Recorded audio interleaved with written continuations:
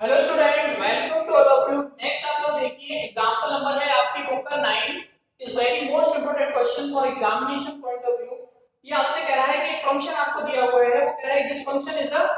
Is satisfying the CR equations. ये Cauchy Riemann समीकरण को संतुष्ट करता है फलन, लेकिन ये फलन क्या है, मूल बिंदु पर क्या है, विश्लेषित नहीं है। The function is not analytic at origin. ये आपको प्रूफ करना है। तो अगर ओरिजिन पर एनालिटिक नहीं होता है, इस टाइप का क्वेश्चन मैंने पहले भी बता दिया है, केवल यहाँ फंक्शन चेंज हुआ है। इसमें आपको क्या करना है, ओरिजिन पर इसकी डिफरेंशिएबिलिटी चेक करनी है, यानी मूल बिंदु पर डेरिवेटिव निकालेंगे हम, और मूल बिंदु पर जो डेरिवेटिव की वैल्यू है वो डिपेंड ऑन एम आई, जैसे इससे पहले क्वेश्चन में। तो आप कहेंगे कि इज नॉट डिफरेंशिएबल। तो अगर डिफरेंशिएबल नहीं होगा तो इसका मतलब कि ये एनालिटिक भी नहीं होगा। तो इसका सॉल्यूशन देखेंगे आप।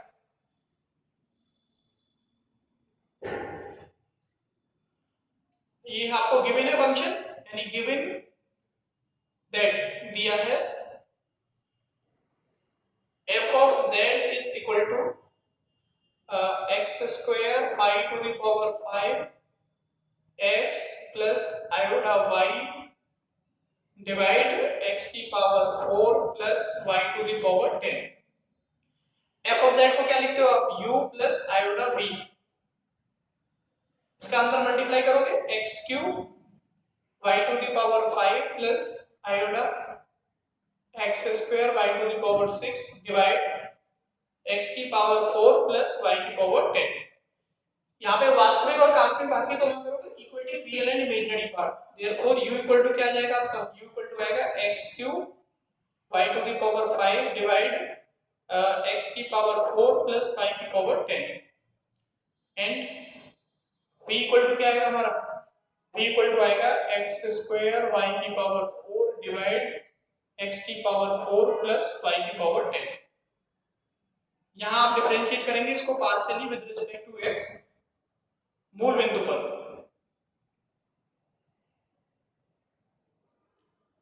x y में है मूल बिंदु, मतलब x0 y0 पुट करेंगे तो ये 0 आएगा। ऐसे ही del b over del x 0 आएगा इसमें, ऐसे ही del u over del y 0 आएगा, और ऐसे ही del b over del y 0 आएगा। Then implies del u over del x equal to होगा del b over del y, and del u over del y equal होगा minus del b over del x।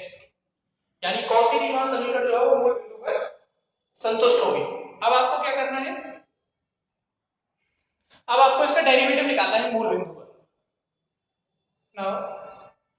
यानी मूल बिंदु पर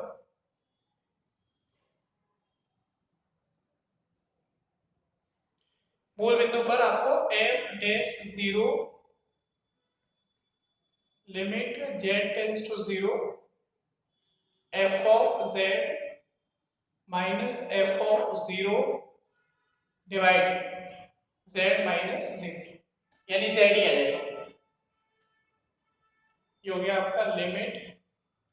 z tends to 0, f of z आपका क्या है, ये f ऑफ z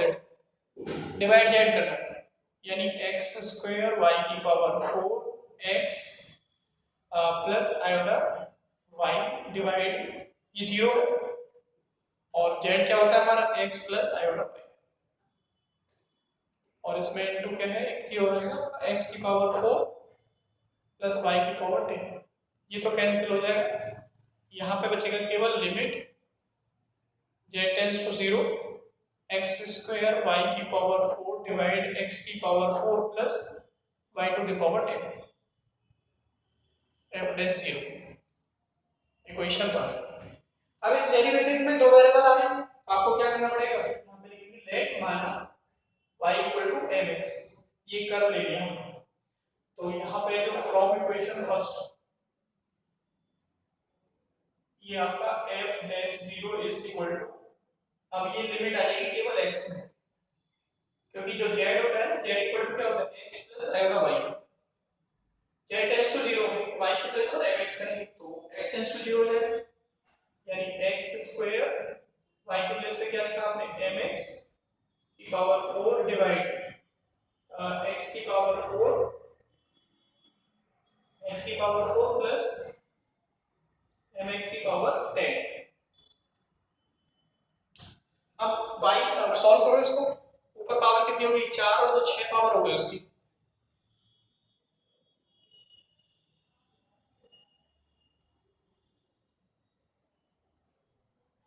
ये हो गया आपका f dash 0, therefore f dash 0 is equal to limit x tends to 0 f की पावर 4 x की पावर 8 डिवाइड करेंगे, x की पावर 4 यहां से कॉमन लेंगे, 4 कॉमन लेंगे तो कितना बचेगा यहाँ 1 plus m to the power 10 into x to the power 6 बचेगी। यहाँ 4 पावर कैंसिल हो जाएंगे, ये आपका आ जाएगा limit x tends to 0 m की पावर 4 x की पावर 4 डिवाइड 1 प्लस m की पावर 10 x की पावर 6, 0 रखेंगे तो ये 0 हो जाएगा, यानी ये आ रहा है 0, f डैश 0 इक्वल टू आ रहा है 0। अब देखो ये एक कर लिया आपने y इक्वल टू mx, तो y इक्वल टू mx पर जो वैल्यू आ रही है वो कितनी आ रही है आपकी 0 आ रही है। अब मान लो हम इक्वेशन ऑफ कर्व को चेंज कर दें, ये जो equation of curve y equal to mx है इसके प्लेस पर कोई और कर्व लें हम, तो अगर और कर्व दूसरा लेने से अगर वैल्यू में परिवर्तन हुआ तो ये डेरिवेटिव जो होगा वो एग्जिस्ट नहीं होगा, मतलब वैल्यू इक्वेशन ऑफ कर्व जो y इक्वल टू mx है, अगर mx के प्लेस पर कुछ और लेंगे, mx के प्लेस पर कोई और वैल्यू लेने से अगर यहाँ कर्व में परिवर्तन आ रहा है, यानी कि ये जो वैल्यू आ रही है डेरिवेटिव की ये अलग आ जाए, तो आप कहोगे कि जो फंक्शन है वो डिफरेंशिएबल नहीं है, और डिफरेंशिएबल नहीं है तो इसका मतलब एनालाइटिक, ठीक है। तो एक और इक्वेशन ऑफ कर्व पे हम चेक करेंगे, यहां से देखो ये क्लियर हो 0 आ रहा है, लेकिन अब ये जरूरी थोड़ी है कि हर y इक्वल टू x से 0 होगा, ये आपके हर पॉइंट पर होना चाहिए, अगर किसी एक पॉइंट पर भी नहीं हुआ तो इसका मतलब ये डिफरेंशिएबल नहीं है। तो इसको जरा नोट करो,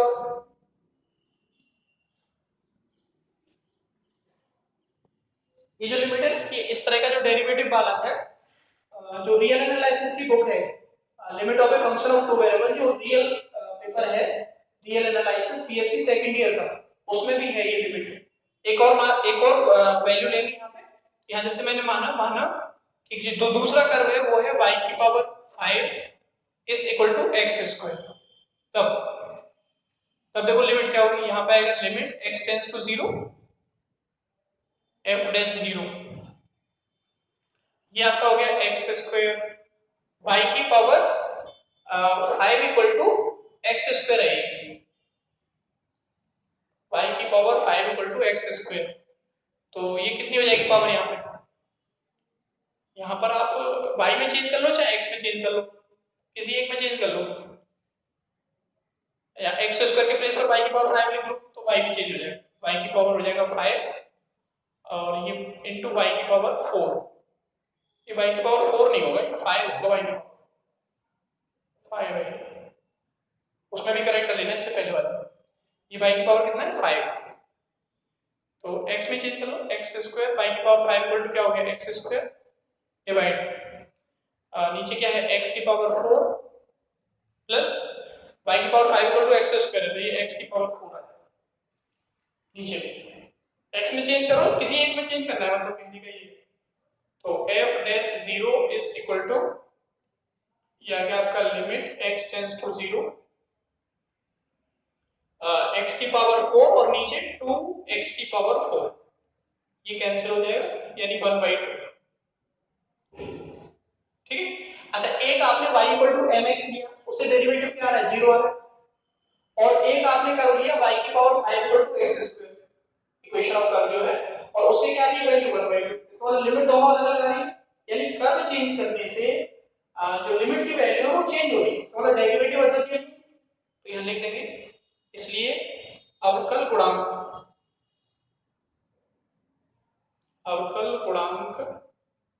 अद्वितीय नहीं है, अतः फलन मूल बिंदु पर कैसा है, विश्लेषिक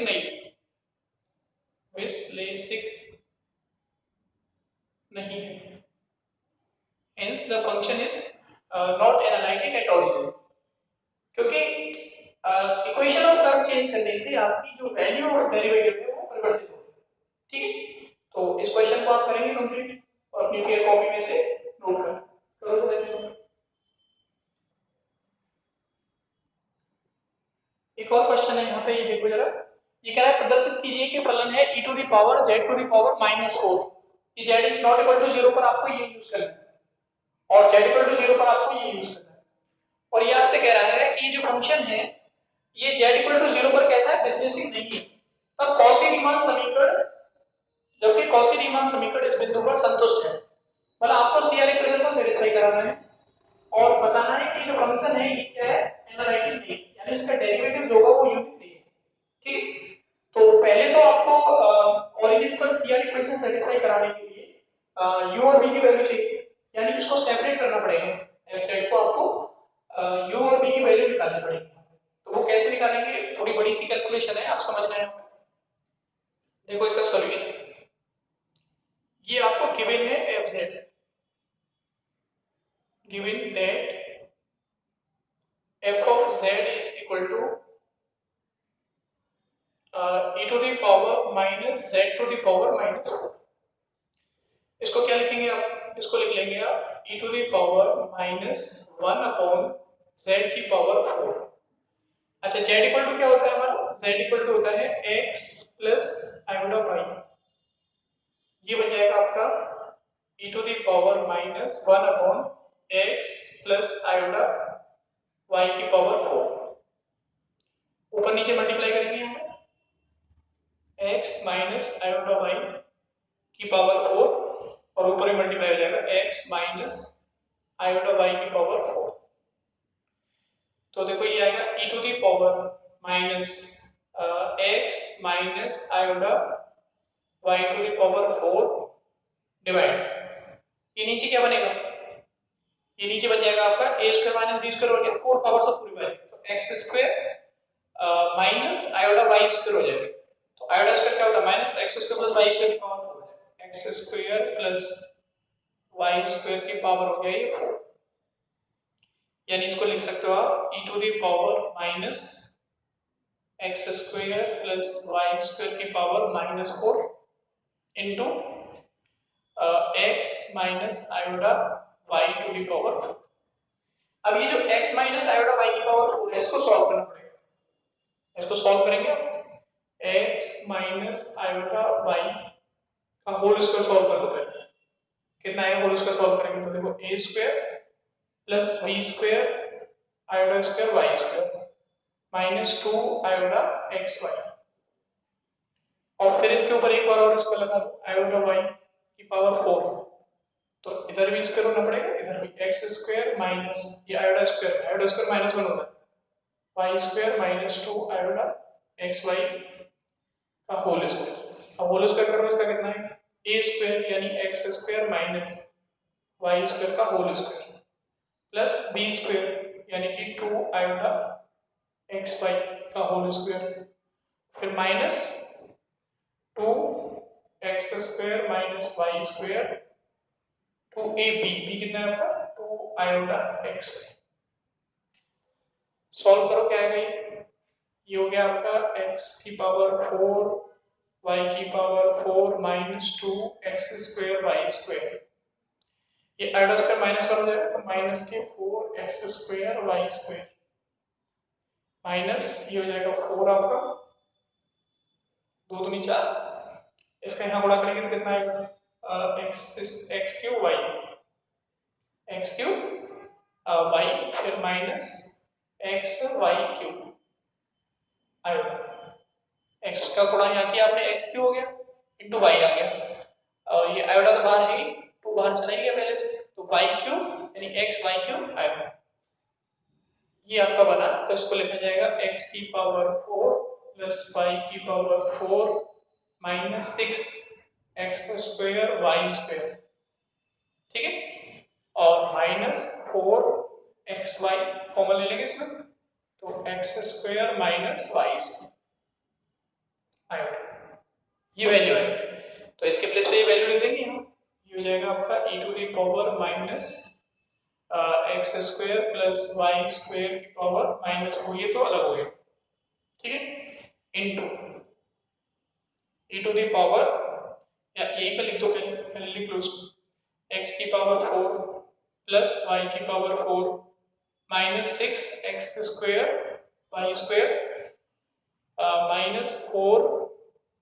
एक्स वाई, ये अलग हो गया, minus 4 x y x square minus y square आएगा इस तरह से। इसका मल्टीप्लाई इसके साथ करेंगे और इसके साथ, दोनों के साथ अलग हो जाएगा, फिर दोनों को अलग अलग लिख देंगे। तो ये e to the power minus x square plus y square की पावर माइनस 4, एक्स की पावर 4 वाई की power 4 minus 6 x square y square, ये माइनस माइनस से मल्टीप्लाई क्या हो जाएगा प्लस, यानी कि into e to the power, बोलो क्या आएगा, 4 x y x square plus y square की पावर है माइनस 4 और इनटू में है x square minus y square, ठीक है, ये आएगा इनटू आयोडा, इनटू आयोडा, इसके साथ मल्टीप्लाई किया आपने, माइनस वाला हो गया, दोनों को अगर आप ऐड करोगे तो वही वाली ऊपर पावर सेम बेसिस से ऐड हो जाएगा। और इसमें ये जो ये अलग लिखा हुआ है, इसमें कौन सा फॉर्मूला लगाएंगे, e की पावर आयोडा थीटा, ये हो जाएगा cos थीटा और प्लस आयोडा sin थीटा, फिर दोनों को सेपरेट करेंगे, इसे नोट करो अपने,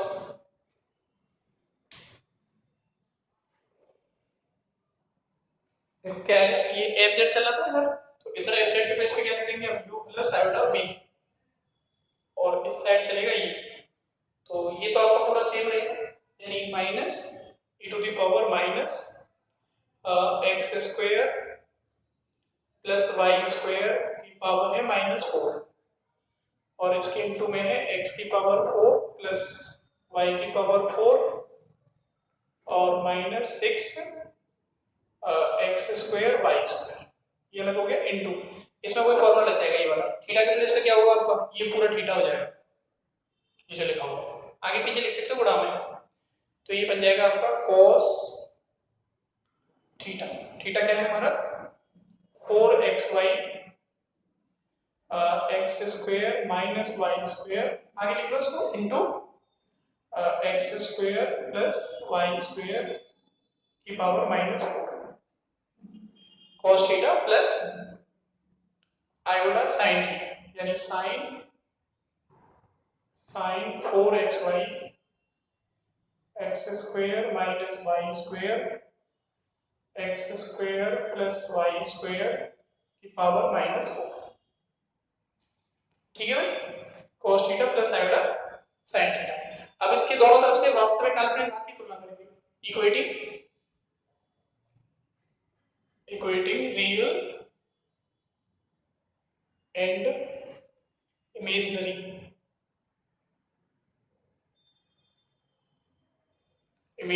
part, equating real and imaginary parts. Real part क्या है आपका, u इक्वल टू आएगा आपका e to the power minus x square plus y square की पावर माइनस 4, एक्स की पावर 4 वाई की power 4 minus 6 x square y square into cos, ये real में आएगा cos 4xy x square minus y square, ये आपका x square plus y square की power minus 4, और जो इमेजिनरी पार्ट होगा वो क्या आएगा, b equal to e to the power minus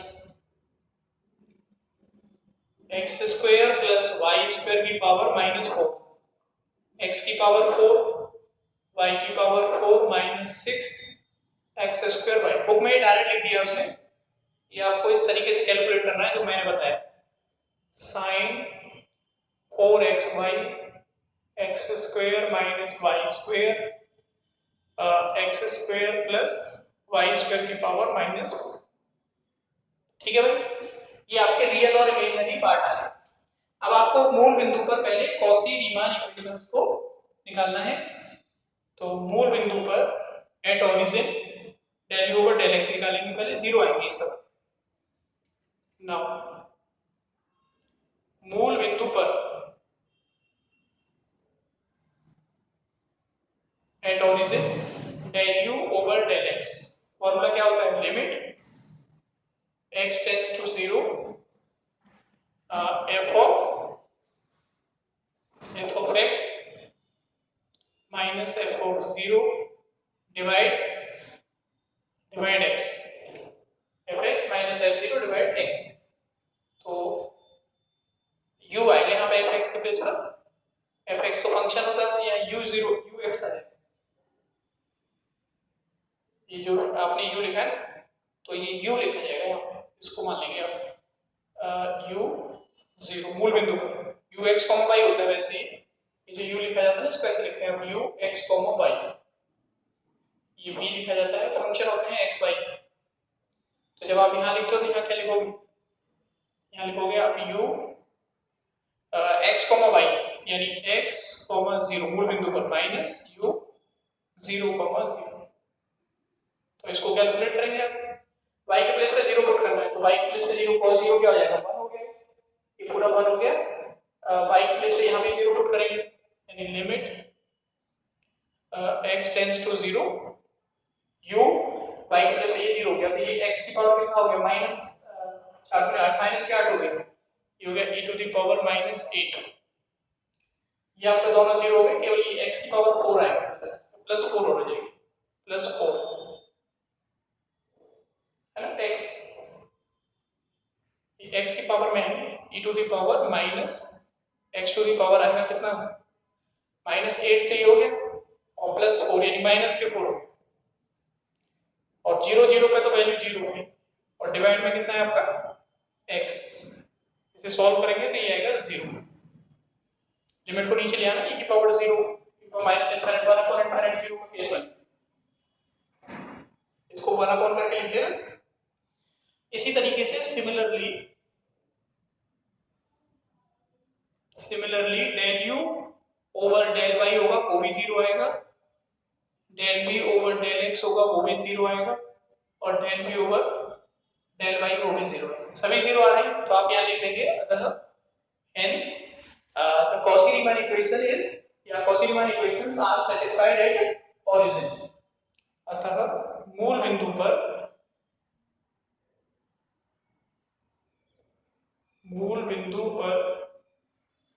Cauchy-Riemann समीकरण क्या है, संतुष्ट, Cauchy-Riemann समीकरण संतुष्ट है मूल बिंदु पर। अब आपको क्या करना है, ओरिजिन पर हमें डेरिवेटिव चेक करना है, डेरिवेटिव इसका एग्जिस्ट है या नहीं। अगर डेरिवेटिव की वैल्यू एग्जिस्ट नहीं है या जो के मान नहीं आ रहा है, तो इसका मतलब ये विश्लेषिक नहीं है, तो आप इसका डेरिवेटिव निकालेंगे किस पर, मूल बिंदु पर, डेरिवेटिव एट ओरिजिन।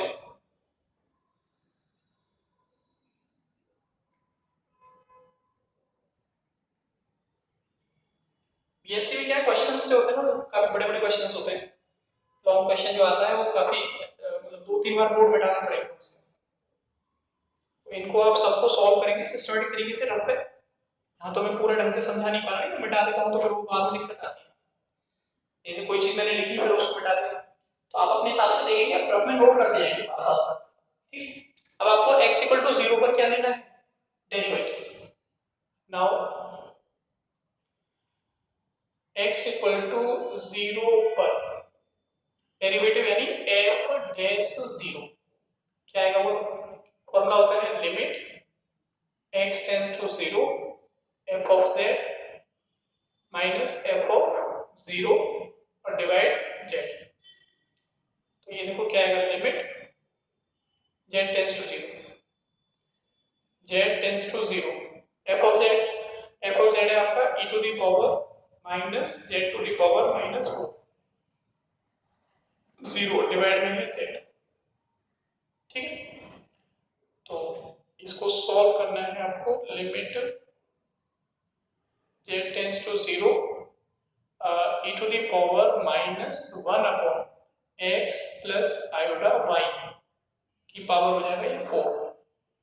और divide x plus iota y। ठीक है,